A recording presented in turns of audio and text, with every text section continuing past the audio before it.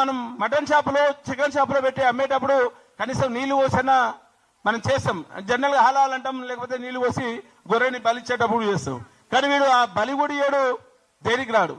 ఇంకొక పెద్ద మనిషి మాట్లాడారు, ఆ మాధవి లత మాట్లాడింది, మనం సంస్కృతిని కాపాడేది వాళ్ళు. ఎక్కడ మా బల్కపేట ఎల్లమ్మకి వస్తావా, మాంకాల జాతరకు వస్తావా, లేకపోతే మైసిగడ్డికి వస్తారా? వీళ్ళు దేనికి రారు కదా. మన గారికి ఇయ్యం పొత్తులేదు, కంచం పొత్తులేదు. ఎలాంటి పొత్తులేనితోటి మనం ఎట్లా సంసారం చేయాలి? వాడు ఎట్లా మనవాడు అవుతాడు? మనవాడు అని చెప్పి మనమే మన దగ్గర ఉన్నటువంటి వాళ్ళే మాట్లాడుతున్నారు. సేమ్ తెలంగాణ ఉద్యమానికి ఎగ్జాంపుల్కి ఇంతకుముందు మన మిత్రులు మాట్లాడినట్టు లింకు వేసి మాట్లాడతారు. అరే అందరం కలిస్తేనే, అరే అందరం కలవచ్చు రా భయ్, కలవద్దని చెప్పట్లేదు. కానీ నువ్వు నన్ను మోసం చేస్తున్నావు, నిన్ను ఎట్లా కలుపుకోవాలి? నీదంతా ధృతరాష్ట్ర కౌగిలి, విష కౌగిలి. మార్వాడోదంతా ధృతరాష్ట్ర కౌగిలి ఉంటుంది. సెంట్రల్ నర్వస్ సిస్టమ్ మీద పనిచేసేవాడు.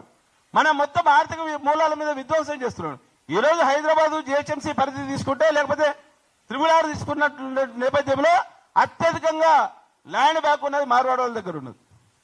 వాడు ఇంకా అసలు నేను లోతుగా విశ్లేషిస్తే, గతంలో మనోడు మీటింగ్ పెట్టినప్పుడు, పిడమర్తలో మీటింగ్ పెట్టినప్పుడు బస్సుబాబు ప్రశ్నలో ఆ రోజు చెప్పిన, అసలు మార్వాడి సిద్ధువులు కాదు, వాడు జైన మతాన్ని పూజిస్తాడు. యడ్యూరప్ప కాడికి పోతే ఆయన శైవం